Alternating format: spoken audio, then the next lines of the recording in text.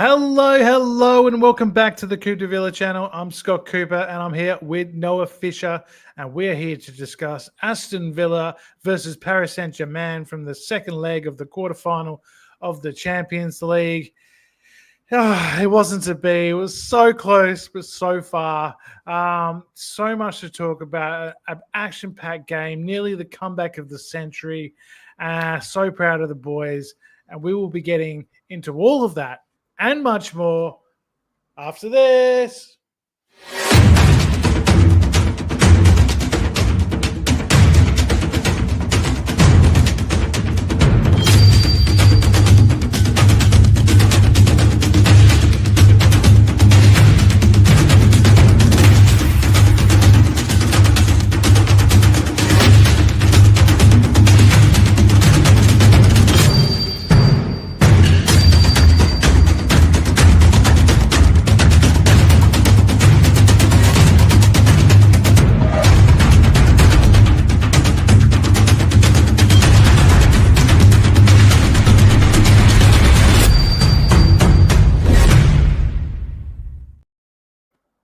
And yes, welcome back to Coop de Villa Live. I'm here with Noah. We're here for another Champions League episode. And unfortunately, Noah, it will be our last Champions League episode because Villa have been knocked out by the French champions, Paris Saint-Germain, in what was a crazy second leg.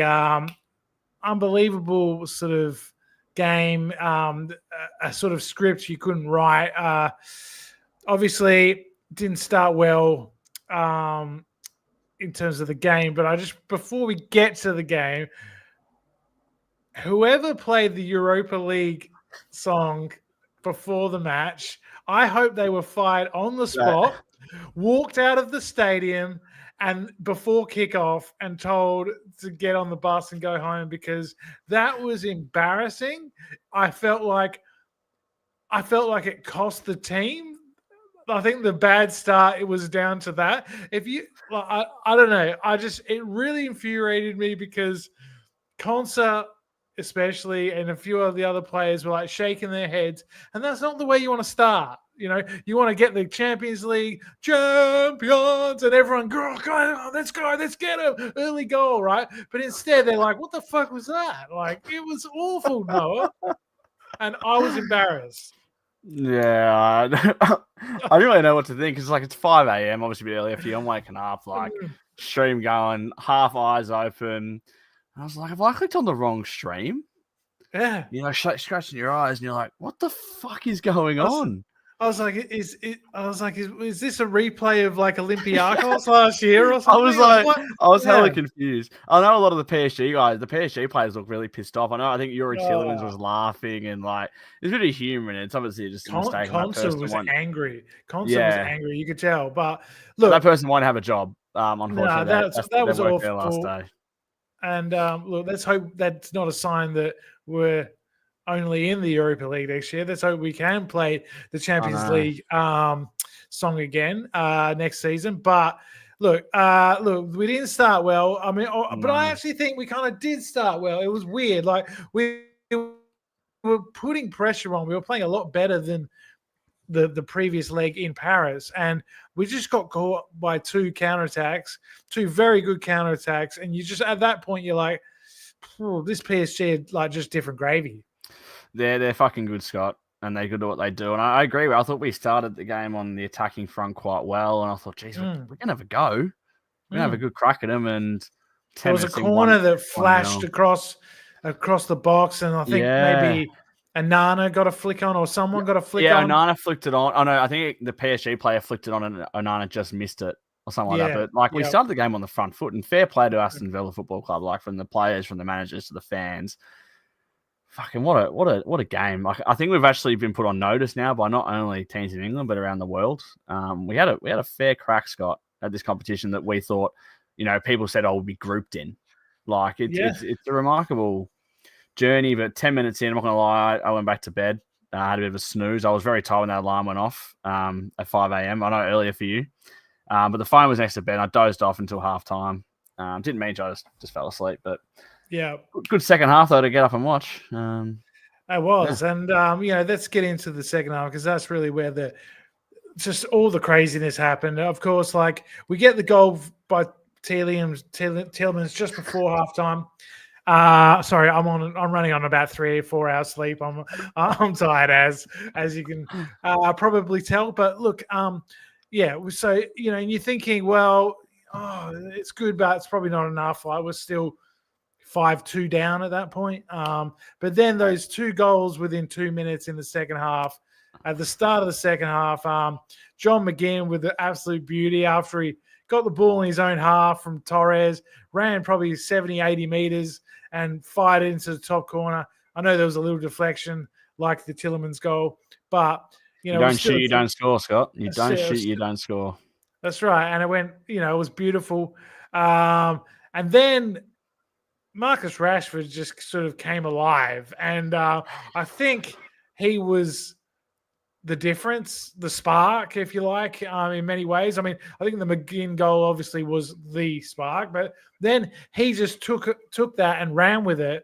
And he had that shot that Donnarumma saved with his fingertips that would have been a beautiful goal. And then he set up the Konsa goal. And that bit of play on the wing when he nutmegged the fullback, drove into the box, jinked past another and cut it back to Konsa. What a beautiful amazing bit of play. And I don't think I've heard Villa Park louder than in that moment. I get good FOMO at that moment, Scott. The videos on social media of the fans going nuts, and it's a moment that I'll probably never forget when we believed again. You know what I mean? Like the game was taken away from us, 2-0 down. We need 4 goals. No one scored more than 2 against PSG, and we scored 3, and we beat them, Scott. We beat them. It's crazy how far we've come. And I know we have a massive few games left in the season, but I want this point from Scotty. I was going to raise this to sink in. Yeah. Relegated to the championship 9 years ago today. Oh, unbelievable. And we were a dribble of a club. We didn't know where we were going to go. Owner wanted to sell but couldn't sell. 9 years, Scott. Manchester United away. Rashford scored the goal that sent us down. And he's assisting goals in the Champions League for us. Exactly. And we had the likes of Mika Richards and Jolene Lescott and, some handy players actually played for us in that season, but just at the wrong time, like Jordan Veretout, Jordan Amavi, Drissa Gana-Gay. Yeah, but we were trash. We were worse than trash. We were dross. But that's a long time ago. And look, we are not trash now. And, at that point when Konsa puts that goal in, it was a great finish from Konsa as well. He could have, a few of the other players could have taken a lesson out of his book because he was calm and just knocked it in. Lovely little finish. But, and I guess the big question, or one of the questions going around, is at that point, should Emery have taken Rashford off the field? That's, I guess, one of the criticisms that's going around, that he should have probably stayed on the field and put him and Watkins on. We need a goal. What can you lose? But I just felt he was having such a good game that I know. You look back at it now, Scotty, and you go, yeah, you should have kept him on. But, if Asensio scores that one-on-one, if Konsa scores that header, if Maatsen scores that chance, we're going masterminds. How good's Emery? But it's one mistake. It's one thing that didn't work. And I thought, just the thing is, right, the last 20 minutes, I'm not sure if it was like you, but it went like that. I remember looking at the clock going 60 minutes, and I looked up again, it's 85. And we just didn't really have the ball. We didn't really. PSG, to their credit, shut the game out well. The last 5-10 minutes, they played well, but there was a period there where we were humming. Lots of shots, like you said. We were humming. The Tielemans header, great save from Donnarumma. There was the Asensio chance. I thought he was going to score. I just thought, there's no way he doesn't score this. I thought it was written in the stars that PSG player is going to score the goal that, gets us back to level and, takes us to glory. But I don't know. He just didn't lift it. He kind of, if he lifted it, he went for through the legs. He went for through the legs to Donnarumma. I know it was unfortunate, but look, and then Ian Maatsen has that shot right at the end that's going in. And, if Pacho doesn't come across and get his leg on it, Donnarumma was beaten. He was absolutely beaten. He didn't even move. I know. Yeah, so it's really like heartbreaking and hard to take because of just how close we were to an amazing result. And Scotty, I am so proud to be a Villa fan. Oh yeah, I absolutely. am so fucking proud. Absolutely. I love this team. I love every single one of them. I thought Matty Cash was amazing. I thought Torres was amazing, even though him and Martinez made that silly mistake, that mix-up in the first half. Konsa, McGinn is just like, was an absolute warhorse, like a bulldog. He, in your opinion, the best pound-for-pound signing you've seen at Aston Villa? Not a free transfer, the best pound for pound, 2.2 million, whatever it was. Yeah, he has to be the best pound for pound signing. Probably. I mean, I can't think of anyone else off the top of my head that, 2.5 million, back in the Steve Bruce days was a snip. We got a guy who, was one of his best players and, had a good reputation in Scotland, maybe not so much south of the border because people don't really pay that much attention to maybe what's going on north of the border, but he was sort of linked with Celtic, linked with bigger teams in Scotland. There was certainly a bit of buzz around him, and to get him like that was amazing. I mean, Scotty UK saying Paul McGrath for 400k, sure, yeah, that is pretty good, but look, but Paul McGrath's a goat. So. Yeah, but he was fantastic. He was fantastic last night. Really just turned up when we needed our captain to turn up, and almost got us into the semi-final. And if we had knocked PSG out, I think we could have won the competition. I agree. I honestly think Arsenal or Real Madrid, probably Arsenal. We would have been the talk of the world. Like this, they've beaten the favourites for the Champions League, the team that Liverpool couldn't beat, the team that Man City couldn't beat. Incredible, but it wasn't to be, and it just sort of reminds me and kind of brings back the memory that last-minute goal in Paris killed us. I know. That's all I can think about all day. Obviously, we have all day to think on it. Like, if people in England and stuff, they get to go to bed and whatnot. But all day, it was my day off work today, and I was just like, fuck that goal. That's all I thought about all day. And I was caught up with my uncle. Coxie, he's in here, and we kind of said the same thing. Like, that goal was just a killer in the last minute in Paris when we'd worked our ass off to go, 3-1, 2-1. But I completely agree with what he says here. When it got to 2-0, you're like, well, how many? The PSG were playing elite, but I wasn't disheartened with how we're playing. I saw another comment before, like, they scored 2 counter-attacking goals. We took it to them all game. We had a game plan, and we took it to them, and it was, Yeah, I'm so proud. Yeah, and I think, good teams can do that against you. They can score out of anywhere, out of nowhere. And, it was just a bit unfortunate that, we didn't maybe get the goals first, get the first goal. But, it could have been really embarrassing. We could have been a laughing stock. And all these sort of big six teams and their fans would have just ridiculed us. But I think it was like everyone was saying, fair play to Villa. I even saw like Blues fans online and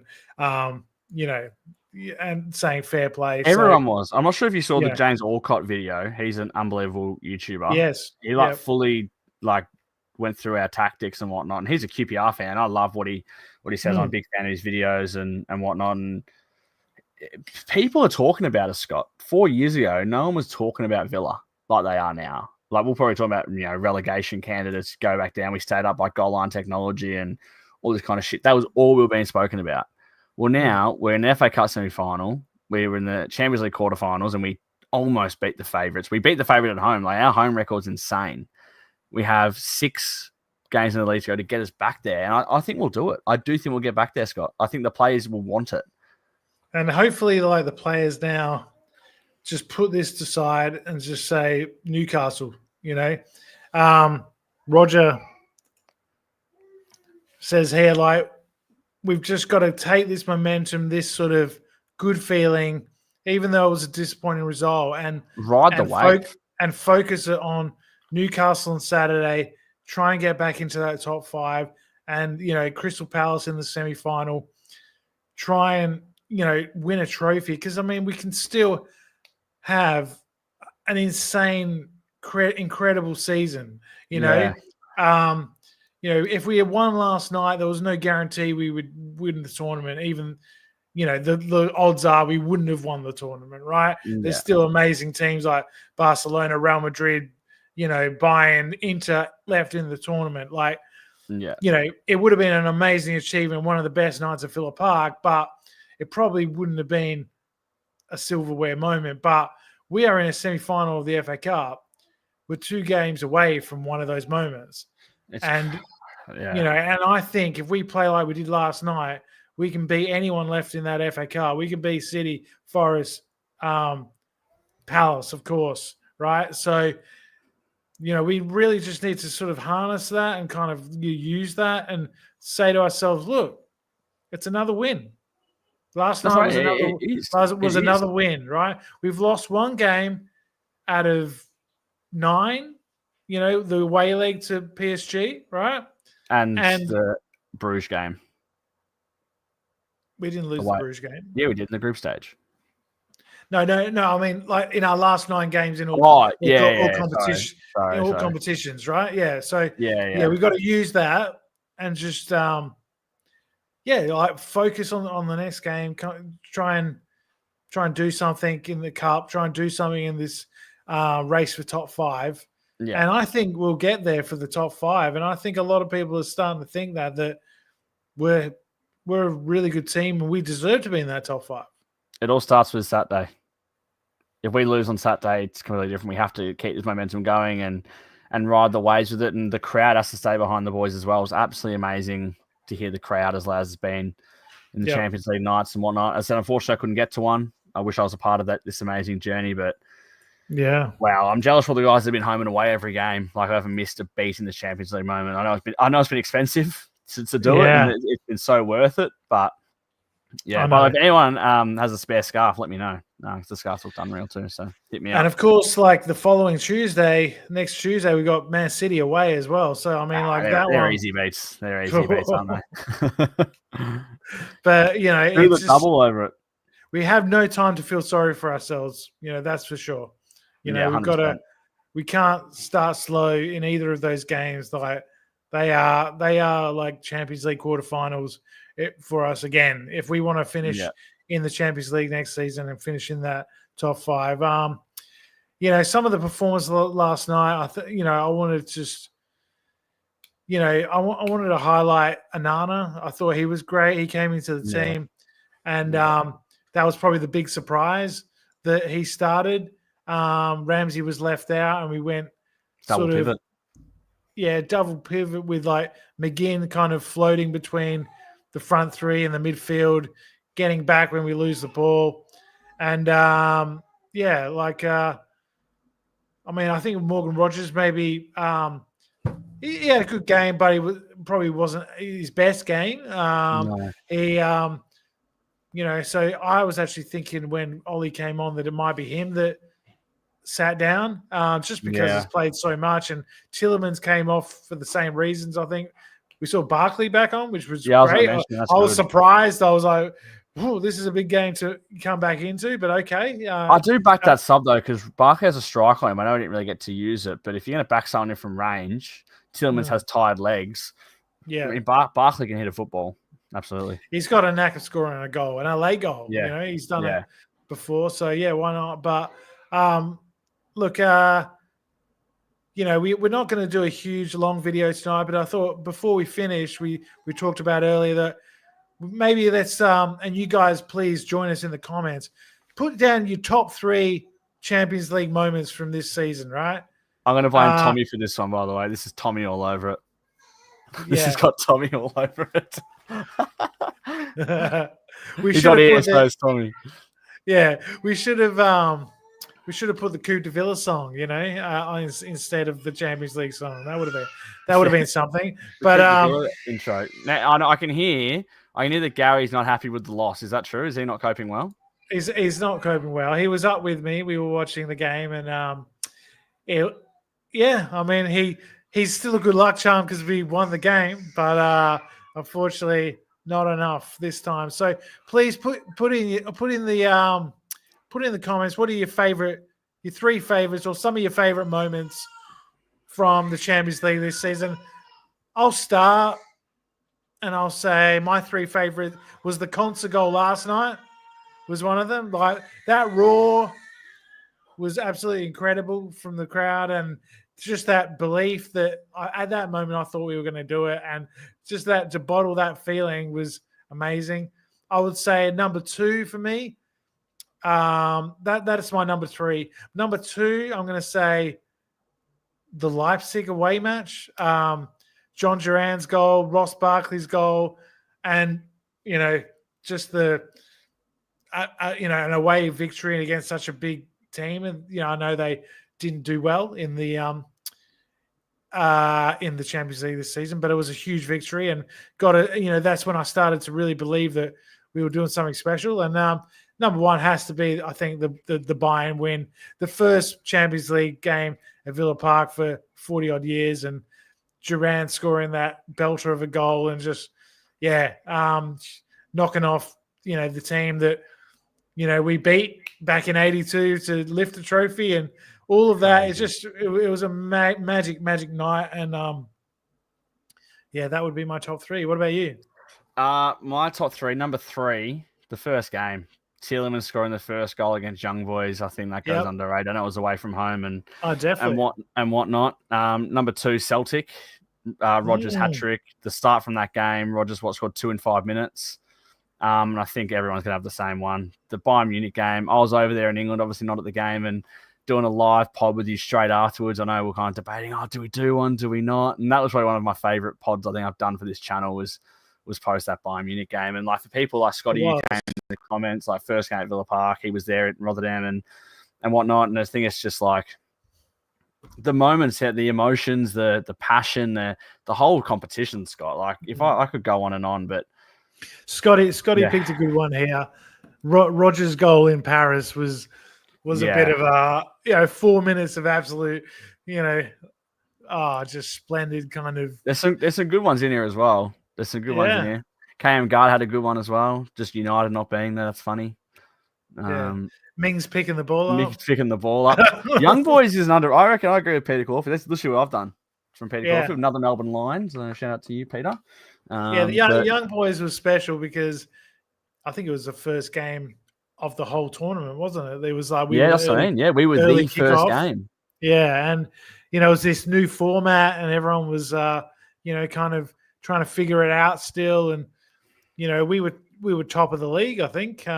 We were for a little bit, yeah. Yeah, so that was great to see, and we obviously finished in the top 8 with that game against Celtic, which was huge. So that was very nervous because if Atalanta had scored another goal at Barcelona, we would have dropped to 9th, and we were kind of like checking our phones, after the final whistle, and Luca Digne had his phone out on the field, and all the players were around it, and then the full-time whistle went in Barcelona, and we were in the top 8, which was great. So it was such an emotional competition in many ways for us. Like I'd never experienced it, and I was like, "Geez, this is weird." I used to watch the Champions League and go, "Fuck, I wish Villa were in here." Like, what would I do for Villa to play in this competition? And then we got Conference League. And I was like, "Geez, this is nice. Bit of European football back." And to get Champions League, to hear that song, I know they fucked it up last night and everything, but to hear that song and to watch Max's videos of home and away and have everyone just being there and knowing that Aston Villa are amongst the elite again. It's something I'll never forget, but your resilience as some footballer. I just want to end on that for the Champions League. I think he's got to be in the Champions League team of the season. That's what I was getting at. Like, he has just been that good throughout the whole competition. So underrated. I think he's one of these players that goes sort of under the radar. Like, not with us Villa fans. We all know how good he is, but other clubs, like it seems like every club has one or two players that the rest of the league just don't understand how good they are. But it's the people that watch them week in, week out, and I think R2, Tillemans and Kamara. I mean, I don't think the other. I thought Kamara was very good last night too. Rodgers should get in the team of the season, maybe the Champions League team of the season. Look, maybe he scored a hat trick. He's scored. I think he scored four goals. Yeah, 5 goals, and then got a bunch of assists. He could be in it. Yeah, I mean, look. I'm just proud of every single one of them. I thought Matty Cash was great too. Kvaratskhelia didn't even get a kick. 5 duels, five winning duels. That's what we're saying. Another stat, right? You could, if you were just like checking the highlights or sort of just reading about this game on your phone or whatever, or not just this game, the tie, you would be pretty excused to think that PSG dominated most of both matches, and we just had a good sort of half an hour and scored some goals in the second half at Villa Park. But if you look at the XG over the whole tie, I was looking at this earlier. Villa was 3.96 and PSG was 4.01. Yeah, crazy. So, 3.86 against 4.01. So there wasn't much in it. And if you think about it, in Paris, they had mostly shots from outside the box. Yes, they had 30 shots in that game, which is a lot. And they dominated the ball, obviously, and they put us under a lot of pressure. But apart from the Mendes chance at the end, which kills us in the end, they didn't really create anything like concrete. And in this game, in the second leg, we created 5 or 6. We could have had 5 or 6 goals in that second half, easy. Yeah. Rashford has the one where he tries to dink it over Donnarumma. Then he has the one where it's saved. Then there's the header from Tillemans. Then there's the non-header from Konsa. Then Madsen. It was just like, I just thought one of these would go in. Unfortunately, they didn't. And I've been heartbroken all day. It was like, I don't know, losing your first girlfriend or something. It felt like I had this thing I'd wanted for so long, and I just, Do you know what I'm even more prouder of is the noise at Villa Park after we even were out. Like after we were eliminated and stuff, the noise around Villa Park, them cheering everyone off and really soaking it in. There's this photo going around of the young kid bawling his eyes out. And so it made me cry, I think, looking at this photo. And it's just like... Yeah, of course. And Prince Willie was there with Prince George, and they were going off when Consa scored. And, everyone was just... And even Luis Enrique, man, like a class act. I thought what he said was... in the post-match was class. He said he basically said that no team has given us that problems. Well, no one scored more than 2 goals past them, and then we did it. And the thing is, right, it's like we play with a high line, Scott. We've been saying that for a long time. Bring back the high line and go at teams and whatnot. And we've done it. And we brought it back, and it worked. It absolutely worked. And it's dangerous because, in the first 20 minutes, you can get picked off. We lose the ball for the second goal, for the Mendes goal. And just picked off. And we've got 4 up front. Matty Cash is up there. Rodgers is up there. Rashford is up there. And then it's 4-on-2 at the back. And it's a great goal. You can't do much about that. But no, 100%. Look. I think every one of these players, should just, hold their head up high, look forward to Newcastle. And I think Villa Park will be absolutely roaring on Saturday for that one because, it's not like if we were playing like Ipswich at home or something, right? And you might think, it could be a bit of a come down, a bit of a, a bit of a hangover. I think, the fact that this game is basically like a Champions League qualifier, I think is going to make all the difference because Newcastle have a game in hand. They play that tonight. Yeah, they do. And I'm looking at the table now, and out of the teams that could finish in those Champions League spots, we got Nottingham Forest 57 points, Newcastle United 57 points. They've got a game in hand on everyone. Yeah. Man City 55 points, Chelsea 54 points, Villa 54 points, and then it's Bournemouth on 48. So you would say they're out of it.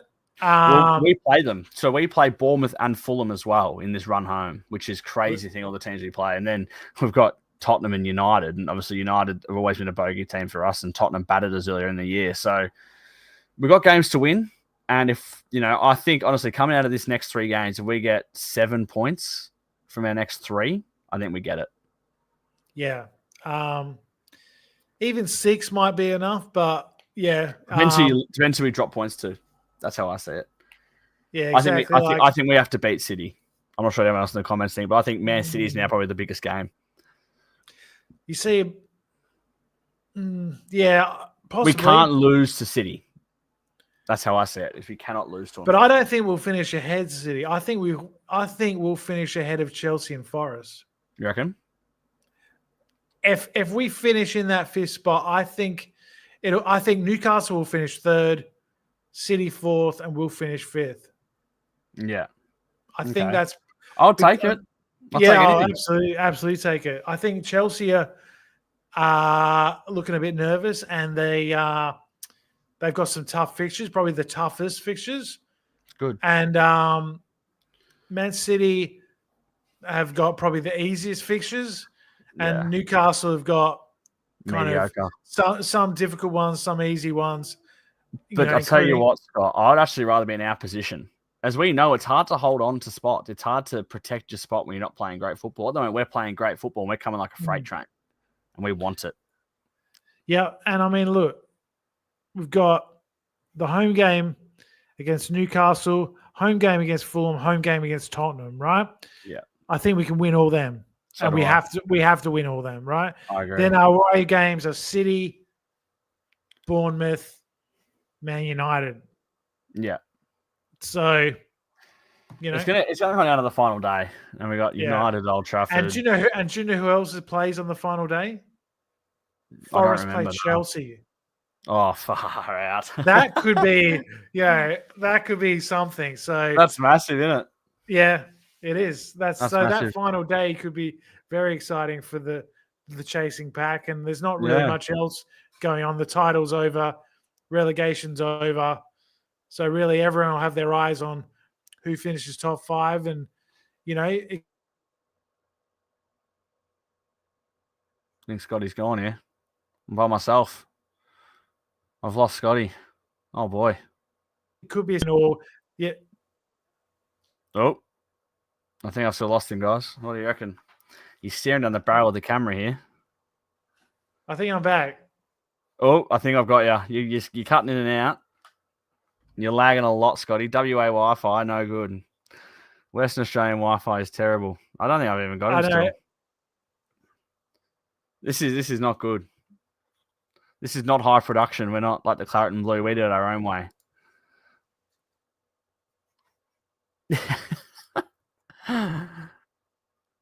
Scotty, I'm getting like 2 frames a minute from you right now, mate.